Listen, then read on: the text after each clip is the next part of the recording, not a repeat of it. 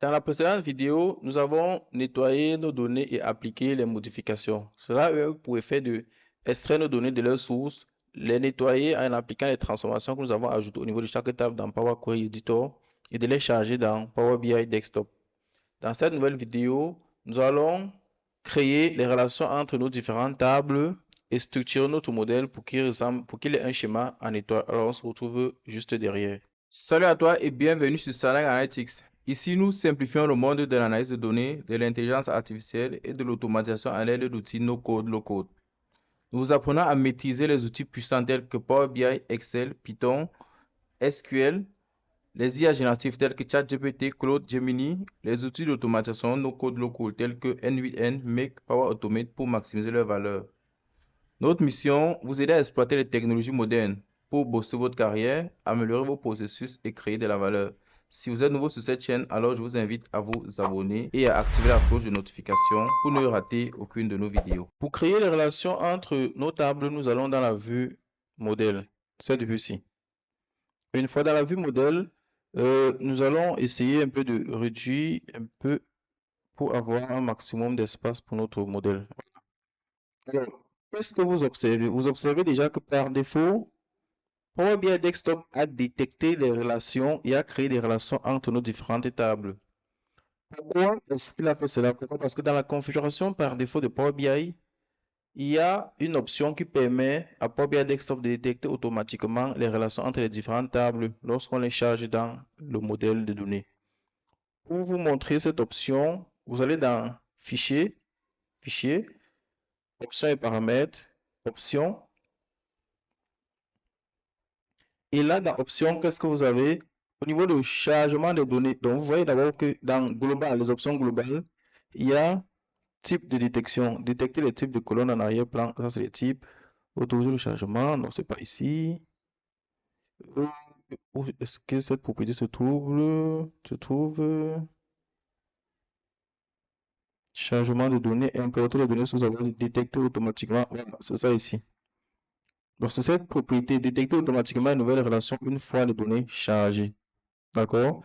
Je profite pour vous montrer d'autres configurations. Ça a détecté le type de colonne et l'entête pour les sources de données.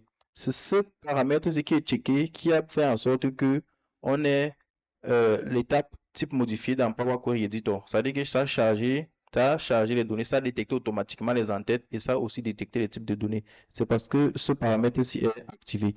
Bien sûr, c'est dans le fichier actif, mais vous voyez que dans le chargement des données, c'est ça, c'est détecté les types d'entêtes, les sources de données. Donc, c'est cette colonne-ci. Il y a aussi pour notre fichier, ça, ce paramétrage global. Ça veut dire que si vous paramétrez ici, que vous enregistrez, il va s'appliquer pour vos prochains projets. Mais pour le fichier actif, c'est-à-dire dans le projet actif, c'est la configuration se fait ici. Vous avez ici détecté les dates automatiques. J'ai décoché cette case. Pourquoi? Parce que cela a pour effet de détecter toutes les colonnes dates et de les utiliser, les mettre comme date automatique, ce qui alourdit notre modèle. Parce que pour chaque colonne date, Power BI crée en arrière-plan les hiérarchies pour la date, ce qui alourdit notre modèle de données. Paramètres régionaux pour l'importation. Ici, sur moi, c'est la France, la confidentialité, combiner les données de fonction. Donc, là, on va voir les différents paramétrages au fur et à mesure, mais pour le moment, le paramétrage important que je vais le montrer, c'est celui-ci, détecter les nouvelles relations. Il y a aussi détecter les types de colonnes qui est un paramètre important. Et maintenant, il y a date automatique qui doit être décoché. Cela étant fait, on va essayer de vérifier parce que même si Power BI a détecté les relations, vous devez toujours vérifier. Pourquoi? Parce qu'il se base sur les noms des colonnes pour créer les relations. Par exemple, entre grand livre et territoire, nous disposons la table grand livre ici. Entre grand livre et territoire, si vous cliquez sur cette relation, vous allez voir qu'il a utilisé, dans la table grand livre, il a utilisé la colonne clé territoire. Et dans la table territoire, il a utilisé la colonne clé territoire. Et là, ça correspond bien. Donc, pour cette relation, ça ne va pas. Mais vous devez toujours vérifier parce que il se pourrait que cette colonne-ci, clé territoire, clé territoire ait un nom ici qui est différent de celui-ci. Et c'est généralement le cas dans les bases de données relationnelles des systèmes de gestion ou des systèmes comptables. Si ici, le plus souvent dans la table principale, c'est-à-dire dans la table principale, si on est dans la table territoire, la clé primaire va juste s'appeler clé primaire ou bien identifiant. Et pourtant, dans les tables externes, la clé étrangère qui va permettre de lier les deux va s'appeler territoire-id. Vous voyez donc que dans ce cas, le nom de cette colonne ici sera différent d'ici. Ce qui va faire que il ne pourra pas créer cette relation et vous devez alors créer cette relation manuellement. Je vais supprimer et créer manuellement juste pour vous montrer. Pour créer la relation manuellement, il faut cliquer sur la colonne correspondante dans la table des faits. C'est cette table-ci, grand livre, parce que c'est dans cette table que se trouvent nos différentes écritures. Glisser, faire un clic droit, un clic gauche, maintenir et glisser jusqu'à dans la table cible, qui est la table territoire. Et dès que vous avez positionné, vous verrez qu'il y a des tirets. Il y a un cadre avec des tirets qui se forment autour de la colonne concernée et puis vous lâchez. Cela a pour effet de dire nouvelle relation. Sélectionnez les tables des colonnes concernées. À partir de la table grand livre, c'est quelle colonne? Clé territoire. Dans la table territoire, c'est quelle colonne? Clé territoire. Quelle est la cardinalité? 1 à plusieurs. Plusieurs à 1. Plusieurs à quel au sens unique? Plusieurs à 1 signifie quoi? Remarquez que j'ai glissé de grand livre vers territoire. Il dit plusieurs à 1. Ça veut dire que dans la table grand livre, on aura plusieurs. Dans la table territoire, on aura une seule occurrence. Ça voudrait dire que dans la table territoire, il ne doit pas avoir de doublon au niveau de la colonne clé primaire. Sinon, cette relation ne va pas fonctionner. Et rendre cette relation active.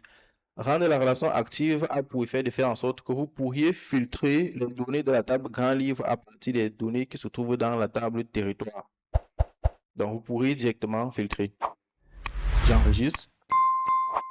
Donc, vous voyez ici que l'étoile est de ce côté et le 1 est ici. Ça veut dire que les clés territoire apparaissent ici une seule fois et apparaissent ici plusieurs fois. Si on va dans la vue données et qu'on va dans la table territoire, vous voyez qu'on a les territoires de 1 à 7. Donc, il n'y a pas de valeur en double. Si je clique ici, vous allez voir, il y a 7 valeurs et 7 valeurs distinctes. Donc, il n'y a clairement pas de doublon. C'est ce que vous devez faire.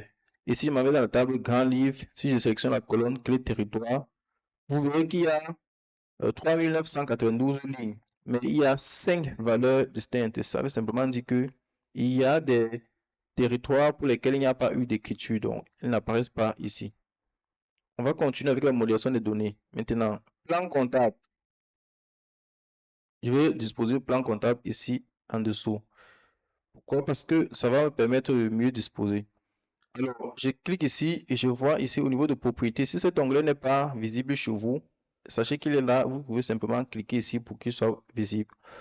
Il y a une relation entre de type plusieurs à 1 de grand livre à plan comptable. D'accord?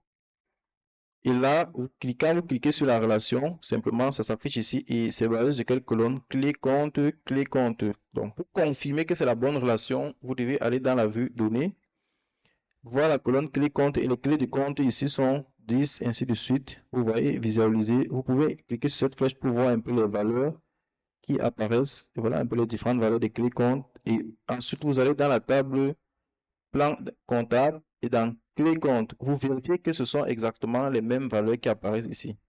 Donc, vous voyez qu'on a à peu près les mêmes valeurs. Et dès que c'est fait, je considère que cette relation est bonne. Mais habituellement, si ce n'est pas le cas, je vais se supprimer. Pour supprimer, je sélectionne la relation, je clique sur supprimer tout simplement. On me demande de confirmer. Donc, si ce n'est pas le cas, on fait comme tout à l'heure.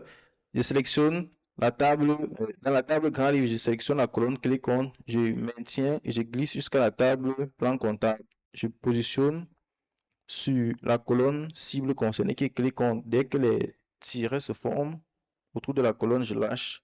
Ça va ouvrir cette fenêtre, ce qui me permet de confirmer. Et je confirme et je valide. On dit type de relation plusieurs à 1. Je valide à sens unique. Sens unique veut simplement dire que on pourra filtrer uniquement de la table qui se trouve du côté 1 vers la table qui se trouve du côté plusieurs. Donc on va filtrer de la table plan comptable vers la table grand livre. Et là, ça me permet d'apercevoir qu'il y a une colonne qui s'appelle inconnu. Donc je vais aller voir, j'enregistre, je vais aller voir ce que c'est. Je m'en vais dans mes données, je m'en vais dans la table plan comptable, je cherche cette colonne qui s'appelle inconnu. Je vois qu'il y a effectivement une colonne inconnue. J'essaie de voir les valeurs qu'elle contient. Elle est vide, elle ne contient pas de données. Donc, je dois supprimer cette colonne. Pour supprimer simplement cette colonne, je m'en vais dans Accueil, Transformer les données. Je vais retourner dans Power Query. Il vaut mieux nettoyer les données dans Power Query. Je m'en vais dans ma colonne Plan comptable. Je recherche cette colonne inconnue. Elle est là. Je fais un clic droit dessus. Je fais Supprimer. Ça me supprime la colonne. Je vais sur fermer et appliquer. Dès que j'ai fermé appliquer, vous voyez qu'instantanément cette colonne disparaît d'ici. On poursuit avec la modélisation. Donc, je dois également créer des relations entre grand livre plan comptable, c'est déjà fait, grand livre territoire, c'est déjà fait. Donc, il y a ces deux tables, le tableau des flux de trésorerie, tableau de variation des capitaux propres. Donc, j'ai ma table de flux de trésorerie. Je observe la table pour voir ce qu'elle contient. Elle contient la clé du compte et elle contient le rang. Donc, ça veut dire que cette relation-ci, cette table-ci est en relation avec la table plan comptable. C'est pour ça que Power BI a détecté la relation. Je clique pour vérifier et c'est la table clé compte. Ensuite, j'analyse la dernière table qui est la tableau de variation des capitaux propres. Elle est en relation également avec la table euh, plan comptable. Pourquoi? Parce que j'ai la colonne clé du compte ici. D'accord? Alors, je vais simplement ici, pour que cette table-ci, je ne la vois pas, soit je peux dézoomer. Et elle est là, je la déplace, je la dispose ici. Ensuite, je vais aller dans de clé du compte à clé du compte et puis je lâche. Et là, voilà ainsi créer toutes nos relations. Voilà ainsi créer toutes nos relations. Donc, en somme, on a des relations entre nos différentes tables. On se retrouve derrière pour la suite. Nous voici arrivés à la fin de cette vidéo et j'espère sincèrement qu'elle vous a aidé à progresser. N'oubliez pas, chaque petit pas compte. Si elle vous a aidé ou inspiré, prenez une seconde pour la liker. Cela nous aide à toucher encore plus de monde et à grandir. Si vous avez des questions, laissez-les en commentaire. Abonnez-vous à Sana Analytics et activez la cloche de notification afin de ne manquer aucune de nos prochaines aventures. Et surtout, partagez cette vidéo avec un ami ou un collègue. Vous pourriez lui envoyer ce dont il a exactement besoin pour passer au niveau supérieur. Merci d'être là et on se retrouve très bientôt sur Sana Analytics.